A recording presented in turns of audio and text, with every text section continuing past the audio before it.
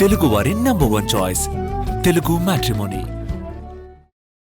మణిపూర్ మళ్లీ అగ్నిగుండంగా మారింది. గత కొన్ని రోజులుగా నివురుగప్పిన నిప్పులా ఉన్న మణిపూర్లో మళ్లీ హింస చెలరేగింది.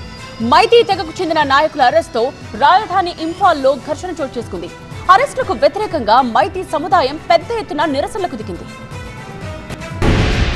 గత సంవత్సరం చెలరేగిన జాతుల మధ్య రగిలిన ఘర్షణలు, హింసాయుత ఘటనల నుంచి రాష్ట్రం ఇంకా పూర్తిగా కోలుకోకముందే మళ్లీ మణిపూర్లో హింస రాజుకుంది. మైతీ తెగ రాడికల్ గ్రూప్ అరంబాయ్ తెన్గోల్ ఏటీకి చెందిన ప్రముఖ నాయకుడు కనన్ సింగ్ సహా 5 నాయకులను అరెస్టు చేయడంతో రాజధాని ఇంఫాల్ హింసాయుతమైంది. మైతీ తెగ యువకులు పెద్ద ఎత్తున రోడ్లపైకి వచ్చి ఆందోళన చేపట్టారు. పలు ప్రాంతాల్లో టైర్లను తగలబెట్టి నిరసన తెలిపారు. నిరసనకారులు తమ నాయకులను వెంటనే విడుదల చేయాలంటూ ప్రభుత్వాన్ని డిమాండ్ చేశారు. ఆత్మహత్య చేసుకుంటామంటూ కొందరు యువకులు పెట్రోల్ పోసుకుని బెదిరింపులకు దిగారు.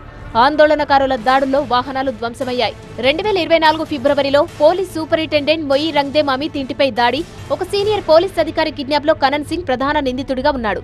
ఆ సమయంలో కనన్ సింగ్ రాష్ట్ర పోలీస్ కమాండ్ యూనిట్ లో హెడ్ కానిస్టేబుల్ గా పనిచేస్తున్నాడు.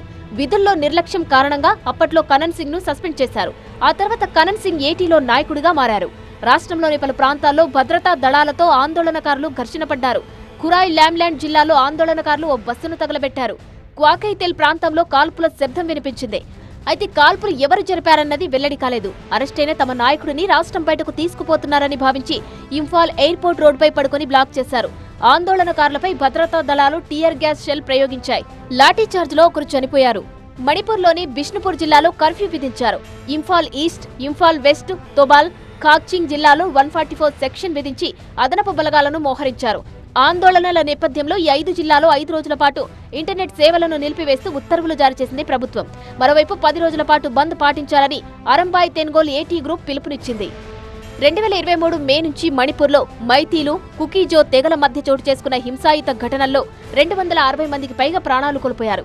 ఈ ఘటనలకు సంబంధించి కేసులో అరంబాయ్ తెన్గోల్ ఏటీకి చెందిన నేతలను అరెస్టు చేయడంతో మళ్లీ రాష్ట్రంలో హింస ప్రజ్వరిల్లింది. అరంబాయ్ తెన్గోల్ ఏటీ గ్రూప్ మైతీ సంస్కృతి పరిరక్షణ కోసం ఏర్పాటైన అనంతరం రాడికల్ గ్రూప్ గా మారింది. ఇటీవల ఈ గ్రూప్ గవర్నర్ తో చర్చలు జరిపింది. తెలుగు వారి నంబర్ 1 చాయిస్ తెలుగు మ్యాట్రిమోనీ.